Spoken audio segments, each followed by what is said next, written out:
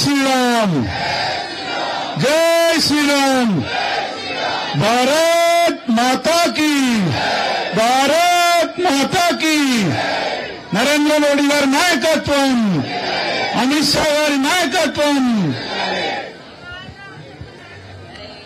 అందరికీ నమస్కారం ఇక్కడికి విచ్చేసిన రాష్ట్ర నాయకులకి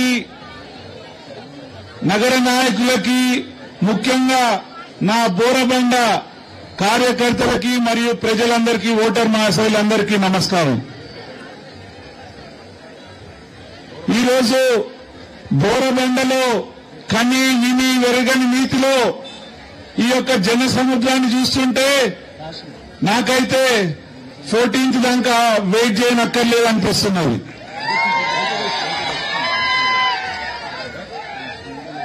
ఇక్కడ ముఖ్యంగా బోరబండలో డివిజన్ అధ్యక్షులు డివిజన్ కార్యవర్గము మహిళలు ఎప్పుడు పిలిచినా తండోపతండాలుగా వచ్చే ఈ యొక్క డివిజన్ కార్యకర్తలందరికీ నమస్కారం మీరు చేయబట్టి నాకు డిస్ట్రిక్ట్ ప్రెసిడెంట్ వచ్చింది మీ వర్క్ చేయబట్టి ఈరోజు అభ్యర్థి నన్ను మళ్ళా ఈ యొక్క జూబ్లీస్ కి నాకు ఇవ్వడం జరిగింది మీ యొక్క కష్టాతీతం మనందరం కలిసి పనిచేస్తున్నాం ఇప్పుడు కూడా ఓటర్లు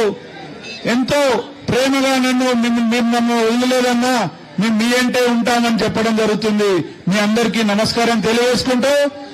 ఇక్కడ మీరు చూస్తూ ఉంటారు ఎక్కడ చూసినా మన రోడ్లన్నీ పచ్చిగానే ఉంటాయి బయట నుంచి వచ్చే వాళ్ళు అనుకుంటారు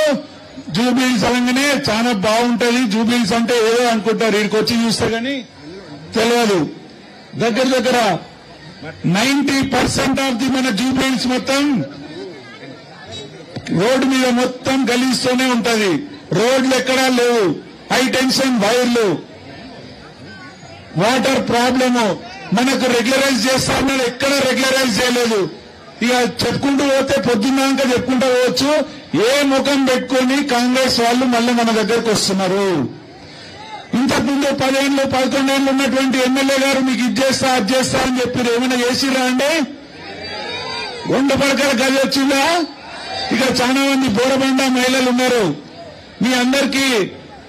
డబుల్ బెడ్రూమ్ ఇల్లు వచ్చినాయండి వచ్చిన వాళ్ళు చేతులు లేపండి వచ్చిన వాళ్ళు రాని వాళ్ళు చేతులు లేపండి అగ్గో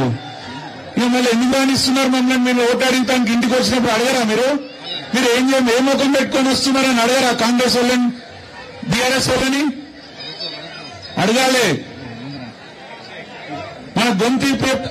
అడిగితేనే మనకు కావాల్సింది మనకు ఏదైనా వస్తుంది అందుకే మీ గురించి ఎప్పుడు ఫైట్ చేస్తూనే ఉంటాను కానీ ఇప్పుడు నాకు ఆ బలం సరిపోతలేదు మీ బలం ఓటు రూపంలో నాకు ఇస్తే అసెంబ్లీలో మీ గురించి ఫైట్ చేసి మనకు ఎందుకు దుస్థితి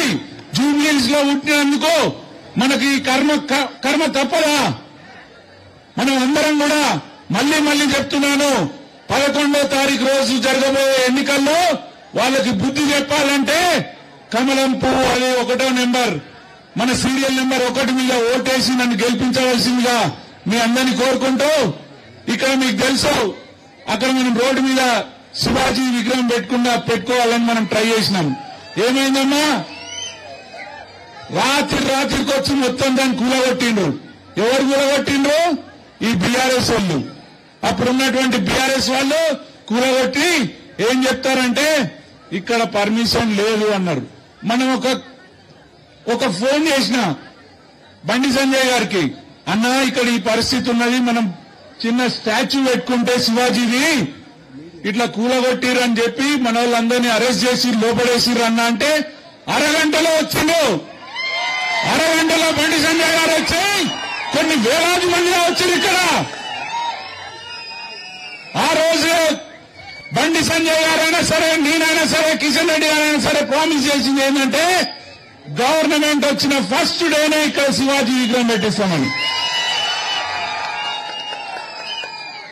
ఆ రోజు నుంచి ఈ రోజు వరకు మనం గత 4-5 ఏళ్ల నుంచి శోభాయాత్ర చేసుకుంటున్నాం అక్కడ శివాజీది ఇక్కడ చాలా వేల మంది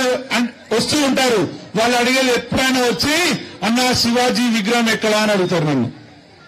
మీరు చెప్పారు, ప్రామిస్ చేశారు ఇక్కడ. మీరు నాకు బలం ఇవ్వవలసింది, ఇప్పుడు మళ్లీ ఛాన్స్ వచ్చింది. నాకు ఓటేసి గెలిపించండి, శివాజీ విగ్రహం ఎందుకు రాదో చూస్తా నేను.